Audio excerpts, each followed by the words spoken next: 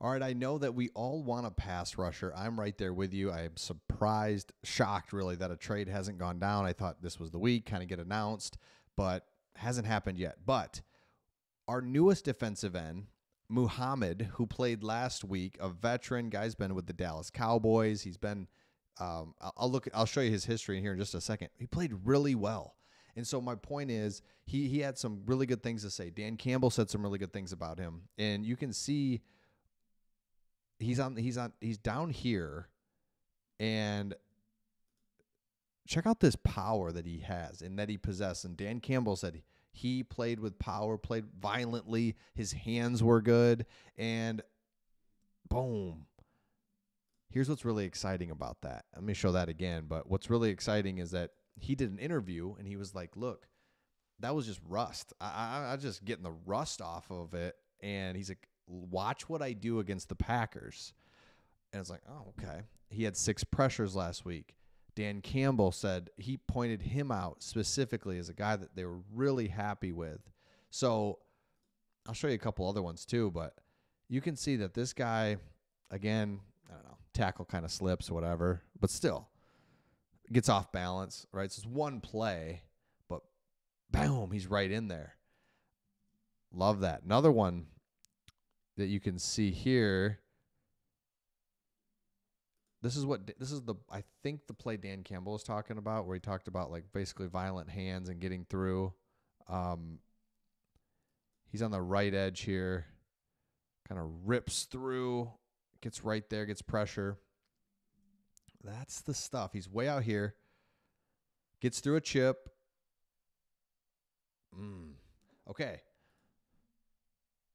So he said, let me pull up what he said. And by the way, just his background real quick. He went to Miami. He's 6'5", 250. Then he was drafted by the Saints, but then in the 6th round, then went to the Indianapolis Colts, and he was there for 3-4 years. Then Bears, Colts, and then he was most recently with the Cowboys. We snagged him off of their practice squad, put him to our active roster when Aiden Hutchinson went out, and now it's like, okay, I don't know. Like, what do we got here? We got a little something? Again, we all want a new defensive end. We all get that. But Dan Campbell said, man, he did some things for us. He was active. He played aggressive, physical. And so he went in there and really gave us a good day's work, which is exactly what we talked about. Now, there's a couple things we need to clean up.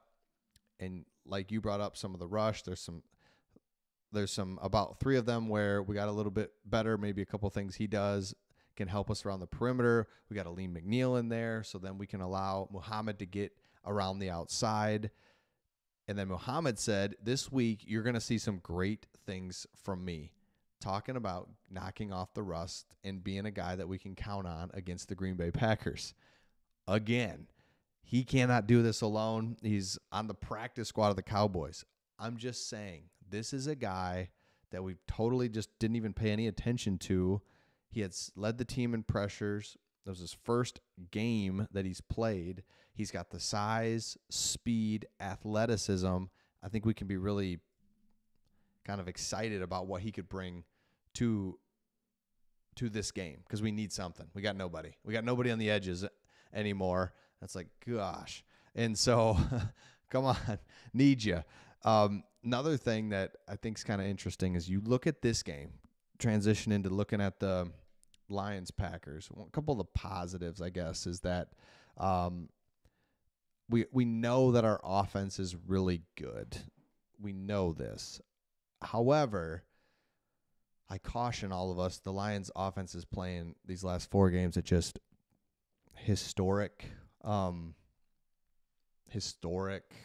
pace, numbers, red zone efficiency in general, rushing yards, big plays, explosives.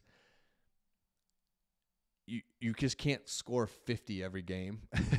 We basically scored 40 plus the last 4 games. So at some point, we're going to hit a game where offense doesn't click a little bit. Hang in there. We need the defense. We need the defense to rise up, because the offense is just at some point going to falter a little bit. So it's like, come on. defense, do your thing. We need you. Okay. Another thing is there was a stat put out by PFF that is talking about big time throw rate. Basically, are you putting the ball down the field versus turnover worthy play rate? So they combine the two, right? Anyone can just launch the ball downfield every play. And it's like, man, they big time throws, baby. But they're turnover worthy type plays. So they looked at this and they looked at 39 qualifying quarterbacks, and no surprise, Jared Goff is right where you want him. He's got a little bit lesser big time throw rate than some of the other quarterbacks. He's in the bottom half of that, but the turnover worthiness of them are nice, perfect, just about exactly where you want it. So an interesting stat from PFF that Jared Goff gets the ball downfield and he's safe with it. He's not turning the ball over. He's not making reckless plays. He hasn't had one turnover. I shouldn't say that. I guess I'm trying to think of the Buccaneers game, but he hasn't had an interception lately where you're just like, oh my goodness, what was that, right? That is just the difference in a really good, because you're going to have turnovers. Tom Brady threw interceptions, but rarely was it just like, whoa, where some of these other quarterbacks definitely have that. So I love to see Jared Goff just being smart with the ball, but also still pushing the ball downfield. That's huge. A couple other things that I was looking at was the Lions run offense is first. The Packers run defense, although a little shaky the last two games, is still 12th. They're getting healthy along the defensive line and linebackers. They might not have some secondary help in Jair Alexander, and also they have a safety out as well. But these guys can actually stop the run pretty decently.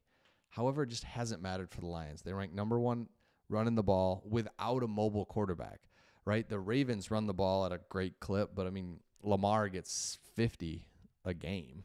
That's one run. He can just break that off. So that's what it always comes down to.